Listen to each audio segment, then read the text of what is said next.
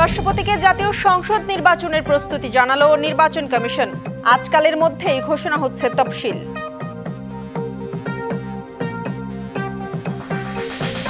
বাগেরহাটে 4টি এবং গাজীপুরে 5টি আসনই আপিল বিভাগে বহাল।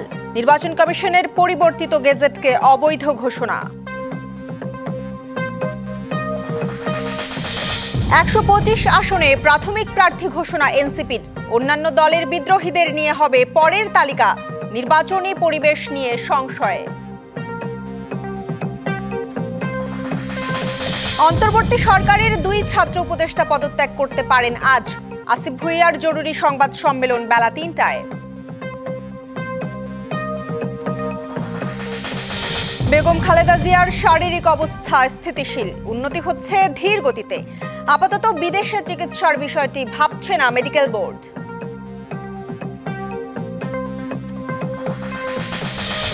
এবং শেখ হাসিনাকে ফেরত দিতে ভারতকে রাজি হতে হবে। বাংলাদেশের হাতে এখন আর কিছু নেই বলছেন পররাষ্ট্র উপদেষ্টা। জাতীয় সংসদ ও গণভোটের তফসিল সম্পর্কে রাষ্ট্রপতিকে অবহিত করেছে নির্বাচন কমিশন। প্রধান নির্বাচন কমিশনারের নেতৃত্বে অন্য কমিশনাররা দুপুরে বঙ্গভবনে দেখা করে মোহাম্মদ শাহাবুদ্দিনকে সবকিছু জানান। দুপুর 12টার কিছু পরে বঙ্গভবনে যান সিইসি এএমএম নাসিরউদ্দিন সহ অন্যান্য কমিশনাররা। তাদের সঙ্গে আছেন নির্বাচন কমিশন সচিবালয়ের সিনিয়র সচিব আখতার আহমেদ। এরই মধ্যে নির্বাচনের তফসিল ঘোষণা বিষয়ে জাতির উদ্দেশ্যে দেয়া প্রধান নির্বাচন কমিশনারের ভাষণ প্রস্তুত হয়েছে। তাই ধারণা করা হচ্ছে আজ সন্ধ্যা বা আগামীকালের মধ্যেই ত্রয়োদশ জাতীয় সংসদ নির্বাচনের তফসিল ঘোষণা করা হতে পারে। বিভিন্ন সূত্রে পাওয়া তথ্য মতে ভোট গ্রহণ করা হতে পারে 8 অথবা 12 ফেব্রুয়ারি। বাগেরহাটের সংসদীয় আসন 4টি থাকছে। এ সংক্রান্ত নির্বাচন কমিশনের গেজেট অবৈধ ঘোষণা করে হাইকোর্ট যে রায় দিয়েছিল তা বহাল রেখেছে সুপ্রিম কোর্টের আপিল বিভাগ। নির্বাচনের তফসিল ঘোষণার ঠিক আগে সর্বোচ্চ আদালতের এই সিদ্ধান্ত এলো। এর ফলে বাগেরহাটের 4টি আসনেই সংসদ নির্বাচনের ভোট হবে। আর গাজীপুরে থাকছে 5টি সংসদীয় আসন। হাইকোর্টের রায়ের বিরুদ্ধে করা লিভ টু আপিলের ওপর শুনানি শেষে এই রায় দেয় প্রধান বিচারপতির নেতৃত্বাধীন 5 সদস্যের আপিল বিভাগ। এর ফলে বাগেরহাট ও গাজীপুরের আসন পুনর্বিন্যাস করে নির্বাচন কমিশনের জারি করা গেজেট অবৈধ ঘোষণা করা হলো বলে জানিয়েছেন আইনজীবীরা। তারা বলছেন 24 ঘন্টার মধ্যে গাজীপুর ও বাগেরহাটের আসনের বিষয় প্রজ্ঞাপন জারি করা না হলে আদালত অবমাননার অভিযোগে অভিযুক্ত হবে নির্বাচন কমিশন।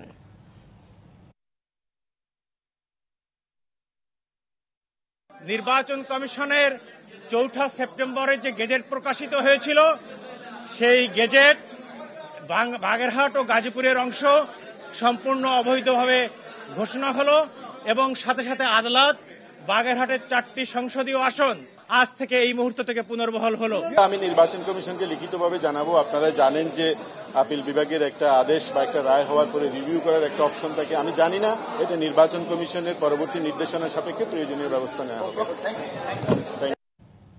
ত্রয়োদশ জাতীয় সংসদ নির্বাচন এবং গণভোটের তফসিল সংক্রান্ত নানা বিষয় অবহিত করতে রাষ্ট্রপতি মোহাম্মদ শাহাবুদ্দিনের সাথে দেখা করতে গিয়েছেন প্রধান নির্বাচন কমিশনার এএমএম নাসিরউদ্দিন সহ অন্যান্য কমিশনাররা। বিস্তারিত জানাতে আমাদের সাথে বঙ্গভবনের সামনে থেকে যুক্ত হচ্ছেন সহকর্মী শাহ ইমন। ইমন, সিইসি সহ নির্বাচন কমিশনাররা রাষ্ট্রপতির সঙ্গে দেখা করে সাংবাদিকদের কিছু জানিয়েছেন কিনা জানাবেন। বেলা 12টার দিকে আজকে রাষ্ট্রপতির সাথে প্রধান নির্বাচন কমিশনারের নেতৃত্বে আরো যে 4 জন কমিশনার রয়েছে তারা কিন্তু আজকে রাষ্ট্রপতির সাথে দেখা করতে এসেছিল এবং দীর্ঘ 2 ঘন্টা তারা বঙ্গভবনে অবস্থান করে এই মুহূর্তে আমি ঠিক যখন কথা বলছি আপনি দেখতে পাচ্ছেন যে সিইসিরা গাড়ির বহন নিয়ে বঙ্গভবন থেকে বের হয়ে আসছে এবং তারা রাষ্ট্রপতির কাছে যে আগামী জাতীয় যে ত্রয়োদশ নির্বাচন অনুষ্ঠিত হবে সেই নির্বাচনকে সামনে রেখে যে তফসিল ঘোষণা করা হবে, তো রীতি অনুযায়ী বঙ্গভবনে তারা রাষ্ট্রপতির সাথে দেখা করে তারা যে নির্বাচনের জন্য প্রস্তুত এবং পুরোপুরি তফসিল ঘোষণা করার জন্য রাষ্ট্রপতিকে অবহিত করার জন্য মূলত নির্বাচন কমিশনারের নেতৃত্বে বাকি কমিশনাররা বঙ্গভবনে বৈঠক করে এই মাত্র বের হয়ে গেল। তো আমরা নির্বাচন কমিশনারদের সাথে যতটুকু কথা বলে জানতে পেরেছি তা আগামী ইলেকশনকে সামনে রেখে কি ধরনের প্রস্তুতি নিয়েছে এবং জাতীয় নির্বাচনে কি ধরনের প্রস্তুতি সম্পূর্ণ করেছে সেগুলোই রাষ্ট্রপতিকে অবহিত করেছে এবং সম্মতি পাওয়া গেলে, রাষ্ট্রপতির সম্মতি পাওয়া গেলে তারা আজকে সন্ধ্যায়, আজকে বিকালে একটি বৈঠক করবে নির্বাচন কমিশন অফিসে। সেখানে বৈঠকের পরই মূলত আজকে অথবা আগামীকাল তফসিল ঘোষণা হতে পারে বলে নির্বাচন কমিশনারের পক্ষ থেকে আমরা জানতে পেরেছি। তবে এই মুহূর্তে বঙ্গভবন থেকে বেরিয়ে এসে তারা কোনো আনুষ্ঠানিকভাবে গণমাধ্যমের সাথে কথা বলেনি। তবে আমি আরেকটি বিষয় জানিয়ে রাখি, সেটি হচ্ছে যে নির্বাচন কমিশনাররা যখন আজকে প্রবেশ করেছিল তখন আমাদের গণমাধ্যমের জানিয়েছিল যে যেহেতু গণভোট এবং জাতীয় ইলেকশন দুইটি রেখে বাড়তি কিছু প্রস্তুতি এবং রাষ্ট্রপতিকে তারা অবহিত করেছে এবং রাষ্ট্রপতিকে জানিয়ে আজকে এই মুহূর্তে তারা বের হয়ে গিয়েছে। পরবর্তীতে বৈঠকের মাধ্যমে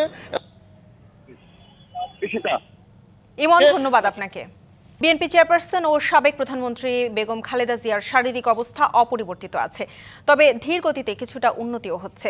চিকিৎসকরা বলছেন নতুন করে শারীরিক অবস্থার অবনতি হচ্ছে না, এটি মেডিকেল বোর্ডের স্বস্তি। বেগম খালেদা জিয়ার শারীরিক অবস্থা নিয়ে সবশেষ জানাতে এভারকেয়ার হাসপাতালের সামনে থেকে যুক্ত হচ্ছেন সহকর্মী মাহমুদুল হাসান নাজিম। নাজিম, আপনি সকাল থেকেই এভারকেয়ারের সামনে আছেন এবং জানাচ্ছিলেন বেগম খালেদা জিয়ার শারীরিক অবস্থার সবশেষ তথ্য। এই মুহূর্তে কি তথ্য আছে জানাবেন? আপনাকে ধন্যবাদ।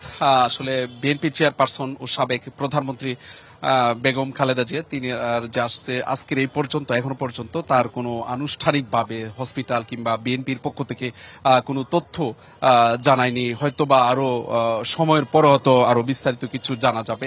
সব মিলিয়ে যে আসলে তার শারীরিক অবস্থার গত 24 ঘন্টার এর আগে কিন্তু তারা ব্রিফিং করেছিলেন যে আসলে তার অবস্থার শারীরিক অবস্থা কিন্তু পরিস্থিতি কিন্তু অপরিবর্তিত ছিল।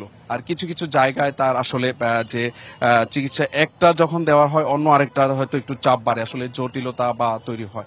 তো সেই ক্ষেত্রে আসলে মেডিকেল বোর্ড সহ এগুলো পর্যবেক্ষণ করছেন। পাশাপাশি তার সঙ্গে কিন্তু যুক্ত হয়েছেন তার পুত্রবধূ বিএনপির ভারপ্রাপ্ত চেয়ারম্যান তারেক রহমানের স্ত্রী জুবাইদা রহমান, তিনিও কিন্তু এই চিকিৎসক দলে যোগদান করেছেন এবং তার পরামর্শ নিয়ে কিন্তু আসলে তার নিবিড় পর্যবেক্ষণ করা হচ্ছে।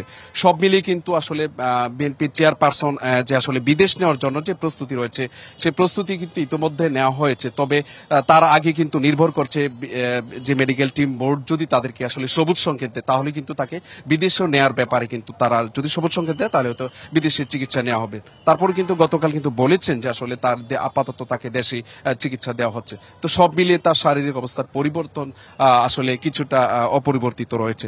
তো সব মিলিয়ে আসলে পরিস্থিতির জন্য আরো যদি বিস্তারিত অন্যান্য কিছুর জন্য তাতে আমাদের আরো একটু দীর্ঘ সময় হয়তো বিকাল বা সন্ধ্যার দিকে হয়তো বা তাদের পক্ষ থেকে তার সর্বশেষ যে আসলে 24 ঘন্টা শারীরিক পরিস্থিতি কি হয়েছিল সে বিষয়ে আরো বিস্তারিত জানা যাবে।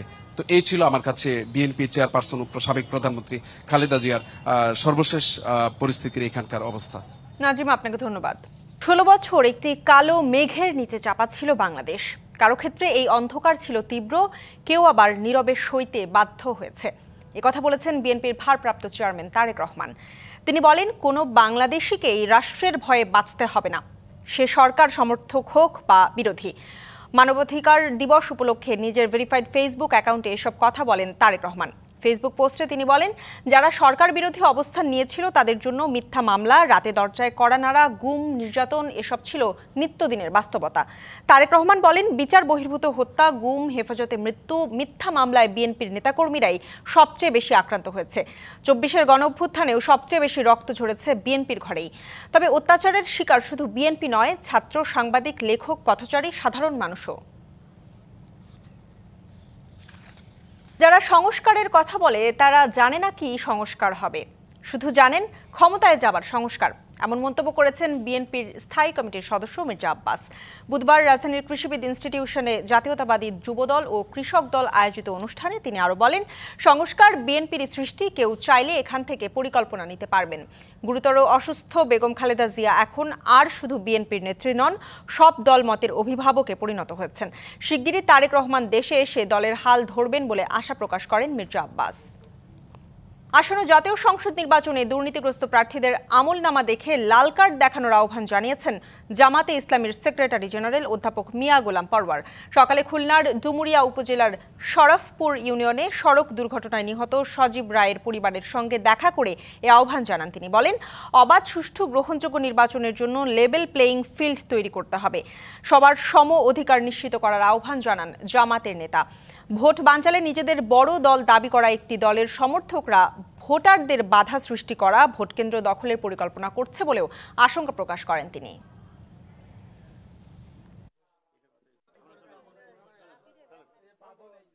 তফসিল ছিল একটা স্টেপ।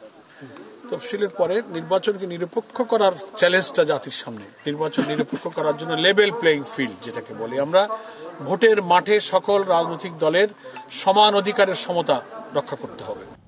শেখ হাসিনাকে ফেরত দিতে ভারতকে রাজি হতে হবে, এ বিষয়ে বাংলাদেশের কিছু করার নেই, এমন মন্তব্য করেছেন পররাষ্ট্র উপদেষ্টা তৌহিদ হোসেন। দুপুরে নিজ মন্ত্রণালয়ে তিনি সাংবাদিকদের আরও বলেন, নতুন করে কোনো বাহিনীর ওপর নিষেধাজ্ঞা দেওয়ার কারণ নেই। ডিজিএফআই এর মতো প্রতিষ্ঠান সব দেশে আছে, ফলে জাতিসংঘের সুপারিশ অনুযায়ী তা বিলুপ্ত করার কোনো পরিকল্পনা নেই সরকারের। ভারতকে রাজি হতে হবে অথবা চাইতে হবে তাকে ফেরত পাঠানো। রাজি না হলে আসলে তো করার কিছু না, আমরা রাজি করানোর চেষ্টা করতে থাকতে পারি, এটুকু। ডিজিএফআই এর মতো প্রতিষ্ঠান পৃথিবীর প্রত্যেকটা দেশে আছে। 40টা রিকমেন্ডেশন তারা দিয়েছে, যেগুলি আমাদের কাছে গ্রহণযোগ্য মনে হবে আমাদের এবং আমাদের পরের সরকারের কাছে, তারা সেগুলো করবে। ফেব্রুয়ারিতে ত্রয়োদশ জাতীয় সংসদ নির্বাচন, সারা দেশ প্রস্তুত হচ্ছে একটি অবাধ, সুষ্ঠু ও গ্রহণযোগ্য নির্বাচনের জন্য। কি ভাবছেন সাধারণ মানুষ থেকে শুরু করে আগামীর জনপ্রতিনিধিরা, সে কথা জানাতে ডিবিসি নিউজের ইলেকশন এক্সপ্রেস ছুটে যাচ্ছে সব সংসদীয় আসনে। এখন আছে সংসদীয় আসন 168 মানিকগঞ্জে একে। সিএসআরএম ডিবিসি ইলেকশন এক্সপ্রেস আজ সারাদিন থাকবো মানিকগঞ্জ জেলায়। এই মুহূর্তে আমাদের সাথে যুক্ত আছেন মানিকগঞ্জ 1 আসনের বিএনপি মনোনীত প্রার্থী এসএ জিন্নাহ কবির। আমরা তার সাথে একটু কথা বলবো। আপনি তো এই আসনে বিএনপি থেকে মনোনয়ন পেয়েছেন, যদি নির্বাচিত হন তাহলে এই আসনের মানুষের জন্য কি করবেন? দলীয় প্রাথমিক মনোনয়ন পেয়েছি। আমি যদি এই মানিকগঞ্জের সবচেয়ে অবহেলিত মানিকগঞ্জ 1 ঘিওর দৌলতপুর শিবালয় নিয়ে 3টি উপজেলা, 3টি উপজেলার ভিতর দিয়ে নদী প্রবাহিত হয়ে গিয়েছে। এই এলাকার এই নির্বাচনী এলাকার সবচেয়ে বড় সমস্যা, যেটা দীর্ঘদিন এই এলাকার সাধারণ মানুষের পাশে থেকে আমরা যেটা দেখেছি, প্রতি বছর বন্যায় ওনাদের ফসলি জমি বাড়িঘর ভেঙে নিয়ে যায়। প্রতি বছর প্রাকৃতিক দুর্যোগে ওনাদের ঘর বাড়িগুলো ভেঙে তছনছ হয়ে যায়। চর অঞ্চল হওয়ার কারণে প্রতি বছরই কোনো না কোনো অগ্নিকাণ্ডে ওনাদের বসত ভিটা সহ চাষবাসের গরু পর্যন্ত পুড়ে মারা যায়। তা আমি 18 সালেও এই আসনের মনোনয়ন পেয়েছিলাম। আমি 18 সালেও এই আসনের মনোনয়ন পাওয়ার পরে এই আসনের আমি নির্বাচিত হলে কি করব সেই বিষয়ে একটা ইস্তেহার ঘোষণা করেছিলাম। তার ভিতরে এবারও আমি বলতে চাই, এইবারও যদি আমি ইনশাল্লাহ নির্বাচিত হব সাধারণ মানুষের পাশে থেকে, যেহেতু 17 বছর কাজ করেছি, আমার প্রথম কাজ হবে এই অবহেলিত জনপদের মানুষের ভাগ্য পরিবর্তনের জন্য একটা কাজ যদি আমি করতে পারি, তাহলে এই 3টি উপজেলা সহ মানিকগঞ্জের মানুষের ভাগ্যের পরিবর্তন ঘটবে। সেটা হলো এই যে নদীমাতৃক 3টি উপজেলা, এই প্রতি বছর যে নদী ভাঙন হয়, এই নদী ভাঙনকে চিরস্থায়ীভাবে পার্মানেন্ট বাদ দিয়ে এই বিশাল চরাঞ্চল যেখানে কোনো ফসল উৎপাদন হয় না, এই বিশাল চরাঞ্চলকে যদি আমি একটা আন্তর্জাতিক বাণিজ্য কেন্দ্র হিসাবে গড়ে তুলতে পারি, তাহলে আমি আশা করি এই অঞ্চলের মানুষের অর্থনীতি, শিক্ষা, চিকিৎসা এবং বাসস্থান, কর্মসংস্থান সবগুলোর পরিবর্তন ঘটাতে সক্ষম হব। শুধু বাণিজ্য কেন্দ্র করলে তাই নয়, এই 3টি উপজেলা নয়, আমার বিশ্বাস যদি আমি এই চরাঞ্চলকে আগামীতে একটি নৌপথ, পরিকল্পিত নৌপথ এবং সড়ক পথ এবং আকাশপথের প্রতিষ্ঠার মাধ্যমে যদি আন্তর্জাতিক বাণিজ্য কেন্দ্র গড়তে পারি, আমার বিশ্বাস ইনশাল্লাহ এই 3টি উপজেলা সহ সারা মানিকগঞ্জ মানুষের কর্মসংস্থানের ব্যবস্থা হবে, অর্থনৈতিক প্রবৃদ্ধি হবে, মানুষের অর্থনৈতিক সমস্যার সমাধান হবে, কর্মসংস্থানের সমস্যা হবে। একটি আন্তর্জাতিক বাণিজ্য কেন্দ্র গড়ে উঠলে জানেন সেখানে চিকিৎসারও উন্নত পরিবেশ তৈরি হবে, সব পরিবেশের উন্নয়ন হবে। তবে একটা সমস্যা আছে, সেটা হচ্ছে মাদকের সমস্যা, যেটি সব জেলায় আছে, আপনার জেলাতেও আছে যতটুকু জানতে পেরেছি। এই মাদকের ছোবল থেকে মানুষকে বাঁচাতে কি পদক্ষেপ নেবেন আপনি? আপনি জানলে খুশি হবেন যে ইতিমধ্যে জেলা আইন শৃঙ্খলার মিটিংয়ে বারবার আলোচনার মাধ্যমে মানিকগঞ্জ জেলার যে রুটগুলো দিয়ে মাদক মানিকগঞ্জে ঢুকে, মাদক সেবীদের আমরা নিয়ন্ত্রণ করে মাদককে বন্ধ করতে পারবো না। মাদকের মূল উৎসটা এবং মাদক ব্যবসায়ীদের যদি আমরা নির্মূল করতে পারি তাহলেই একমাত্র মানিকগঞ্জ জেলাকে আমরা মাদক মুক্ত ঘোষণা করতে পারবো। সেই হিসাবে 1 বছরের একটা ইতিমধ্যে আমরা মানিকগঞ্জ জেলাকে মাদক মুক্ত জেলা হিসাবে গঠন করার জন্য বা ঘোষণা করার জন্য 1 বছরের একটি কর্মসূচি নিয়েছি। আপনি হচ্ছে মাদকের যারা সরবরাহকারী তাদেরকে নিয়ন্ত্রণ করবেন। আমি আরেকটা প্রশ্ন করতে চাই, সেটা হচ্ছে যে এইখানে তো অন্য প্রার্থীরাও প্রচারণা চালাচ্ছে, তারাও নির্বাচিত হতে চায়, তো আপনাকে কেন মানুষ ভোট দেবে? স্পেসিফিক মানে 2-1টা উল্লেখযোগ্য কারণ যদি বলতেন। উল্লেখযোগ্য কারণের মধ্যে আপনাকে ইতিপূর্বে আমি বলেছি যে এই 3টি উপজেলার খেটে খাওয়া মানুষ, নিরীহ মানুষ যারা, তারা প্রতি বছর যে প্রাকৃতিক দুর্যোগে ক্ষতিগ্রস্ত হয়, আমি খবর পেলে আমার ক্ষুদ্রতম সাহায্য নিয়ে আমার নেতা বিপ্লবী তারেক রহমানের নির্দেশে তাদের পাশে গিয়ে দাঁড়ানোর চেষ্টা করে যাচ্ছি দীর্ঘ 17টি বছর। নারী এবং কৃষক দুইটা সমাজের যদি উন্নয়ন একত্রিত হয় তাহলে ইনশাআল্লাহ এই বাংলাদেশের ভাগ্যের পরিবর্তন ঘটতে বেশি সময় লাগবে না। এই বাংলাদেশ অল্প সময়ের মধ্যে উন্নত দেশে হিসাবে পরিণত। আপনাকে অসংখ্য ধন্যবাদ আমাদের সাথে। নরসিংদীর রায়পুরার চরাঞ্চলে সংঘাত বন্ধে কম্বিং অপারেশন করা হবে বলে জানিয়েছেন স্বরাষ্ট্র উপদেষ্টা জাহাঙ্গীর আলম চৌধুরী। সকালে জেলা পুলিশ লাইন পরিদর্শন শেষে সাংবাদিকদের এ কথা জানান তিনি। বলেন, টেটার জায়গায় আধুনিক অস্ত্রের ব্যবহার বেড়েছে। নরসিংদীতে সন্ত্রাসী অপরাধীদের আড্ডা অনেক বেশি হওয়ায় সেখানে কম্বিং অভিযানের মাধ্যমে শান্তি ফিরিয়ে আনা হবে। এরই মধ্যে কারাগার থেকে লুণ্ঠিত বহু অস্ত্র উদ্ধার করা হয়েছে। অপরাধীরাও আইনের আওতায় এসেছে। নির্বাচন নিয়ে পুলিশের মনোবল বৃদ্ধি পেয়েছে বলেও জানান স্বরাষ্ট্র উপদেষ্টা। সেই সাথে পুলিশের প্রশিক্ষণের মান বৃদ্ধির তাগিদ দেন। আগারগাঁওয়ে নির্বাচন ভবনে নির্বাচন কমিশনের সচিবালয়ের সিনিয়র সচিব আক্তার আহমেদ কথা বলছেন। আমরা সরাসরি যুক্ত হচ্ছি সেখানে। এবং এই বিষয়গুলোকে নিয়েই বিস্তারিত আলোচনা, ছোট ছোট প্রশ্ন, ছোট ছোট কৌতূহল, ছোট ছোট উত্তর, এই সমস্তগুলো নিয়ে আমরা ওনার সাথে অত্যন্ত আন্তরিক পরিবেশে আমরা সবাই আলোচনাটা করেছি। আমি আপনাদেরকে এইটাই আর কি জানানো এই মুহূর্তে।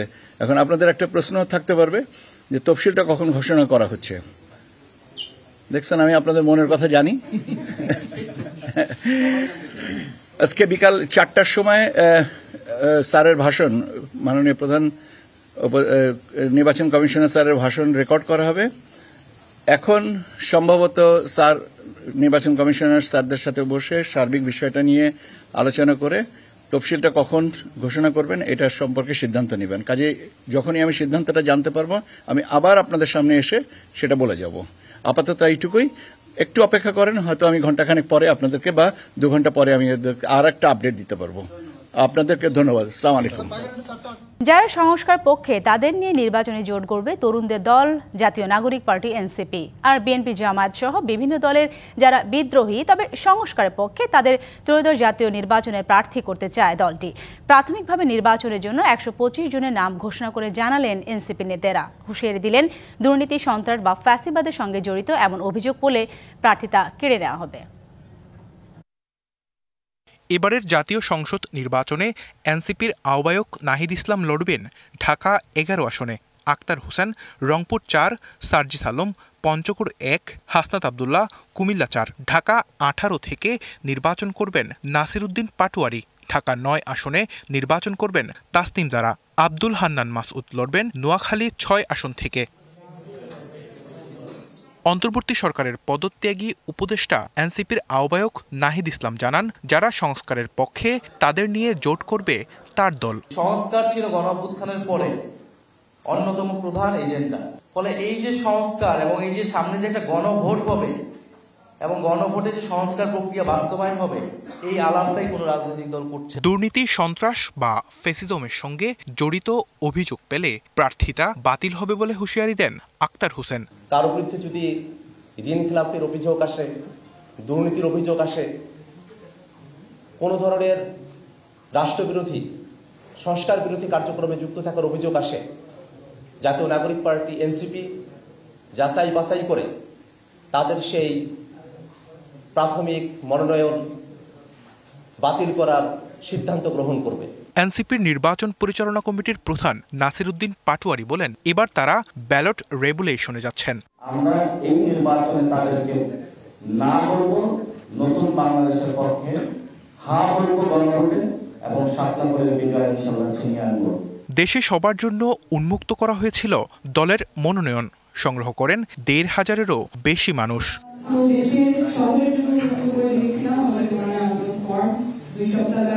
বিএনপি জামায়াতে ইসলাম থেকে যারা মনোনয়ন পাবেন না, তারা যদি সংস্কারের পক্ষে অবস্থান নেন, তাদের দলের প্রার্থী করতে চায় এনসিপি। আরো অনেক দল আসতে পারে, আমরা পরবর্তীতে তাদের সাথে একটা সমন্বয় করব। Sanjidul Alam, DBC news, Dhaka. যুক্তরাষ্ট্র নিরাপত্তার নিশ্চয়তা দিলে নির্বাচন আয়োজনে ইউক্রেন প্রস্তুত বলে জানালেন প্রেসিডেন্ট ভলোদিমির জেলেনস্কি। মঙ্গলবার সাংবাদিকদের সঙ্গে আলাপকালে এসব কথা বলেন তিনি। প্রয়োজনে ইউরোপীয় দেশগুলোর সঙ্গে যুক্তরাষ্ট্রের আলোচনা পরামর্শ দেন ইউক্রেনের প্রেসিডেন্ট। সবার সহযোগিতায় 60 থেকে 90 দিনের মধ্যে নির্বাচন আয়োজন সম্ভব বলেও জানান তিনি। যুক্তরাষ্ট্র ও মিত্র দেশগুলোর কাছ থেকে নিরাপত্তা নিশ্চয়তা চাওয়ার পেছনে কিয়েভে নতুন হামলা চালানো থেকে মস্কো বিরত থাকবে বলে ধারণা বিশ্লেষকদের। যুদ্ধ চলাকালীন নির্বাচন করা আইনত নিষিদ্ধ। গেল বছর প্রেসিডেন্ট হিসেবে মেয়াদ শেষ হয়ে যাওয়ায় জেলেনস্কিকে নির্বাচন আয়োজনের জন্য চাপ দিচ্ছেন যুক্তরাষ্ট্রের president Donald Trump. Russia Ukraine যুদ্ধ অবসানে যুক্তরাষ্ট্র যে শান্তি পরিকল্পনার প্রস্তাব করেছে তা মানতে রাজি নয় ইউক্রেন। মার্কিন সংবাদ মাধ্যম পলিটিকোতে ট্রাম্প বলেছেন, ইউক্রেন সরকার নির্বাচন এড়ানোর অজুহাত হিসেবে যুদ্ধকে ব্যবহার করছে। ওয়েলিংটন টেস্টের প্রথম দিন শেষে 181 রানে পিছিয়ে নিউজিল্যান্ড। 3 ম্যাচ টেস্ট সিরিজের দ্বিতীয় ম্যাচের প্রথম দিনে 205 রানে গুটিয়ে যায় সফরকারীদের ইনিংস। টস জিতে ক্যারিবিয়ানদের ব্যাটিংয়ে পাঠায় টম ল্যাথামরা। ওপেনিংয়ে জন ক্যাম্বেল ও ব্রান্ডন কিং এর পার্টনারশিপে আঘাত হানেন মাইকেল রে। ক্যাম্বেলে উইকেট তুলে ভাঙেন 66 রানের জুটি। এরপর আর তেমন সুবিধা করে উঠতে পারেননি সফরকারীরা। মাঝে শাই হোপ ও রস্টন চেজের জুটি কিছু আশার আলো দেখালেও 60 রানেই তা নিভিয়ে দেন টিকনার। রে আর টিকনারের গতিতে একে একে ফিরে যান হোপ, চেজ, গ্রিভসরা। বোর্ডে জমা পড়ে মোট 205 রান। টিকনার ও রে তুলে নেন যথাক্রমে 4 ও 3 উইকেট।